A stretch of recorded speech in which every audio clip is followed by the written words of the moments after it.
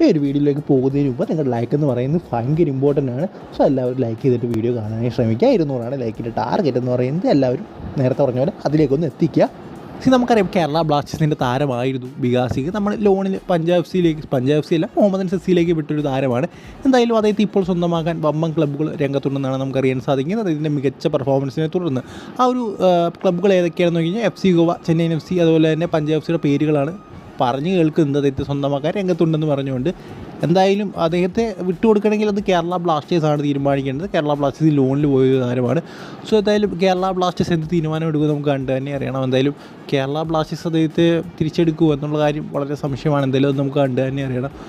So because Singh മിക്കവാറും വമ്പനേതെങ്കിലും ക്ലബ്ബിലേക്ക് പോകാനുള്ള സാധ്യതകളൊക്കെ വളരെയധികം കൂടുതലാണ്. ഇനി അടുത്ത അപ്ഡേറ്റ് എന്ന് പറയുന്നത് നമ്മുടെ കോറോ സിംഗുമായിട്ട് ബന്ധപ്പെട്ടുള്ളൊരു അപ്ഡേറ്റ് ആണ്. അതായത് കോറോ സിംഗ് ടോപ്പ് 5 അസിസ്റ്റ് ഗെറ്ററിൻ്റെ പട്ടികയിൽ എത്തിയിരിക്കുകയാണ് ഈ ഒരു സീസൺ. ISL എന്തായാലും 4 അസിസ്റ്റാണ് അദ്ദേഹം ചെയ്തിരിക്കുന്നത്. എന്തായാലും 1ാം സ്ഥാനത്ത് ഇരിക്കുന്നത് ഗ്രെഗ് സ്റ്റുവർട്ടാണ്, 2ാമത് ഡൂണ, 3ാമത് കോറോ സിംഗ് എന്നിങ്ങനെയാണ് ഇപ്പോൾ അസിസ്റ്റ് പട്ടിക നോക്കുകയാണെങ്കിൽ നമുക്ക് കാണാൻ സാധിക്കുന്നത്.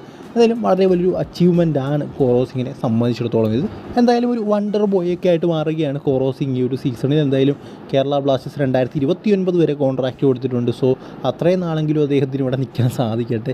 സോ ഈ ഒരു വീഡിയോ ഇത്രയൊന്നും ഇഷ്ടപ്പെടുന്നത് വെച്ചാൽ ലൈക്ക് ചെയ്യുക. ഇതിൽ കാണുന്നവരെ ഗുഡ് ബൈ.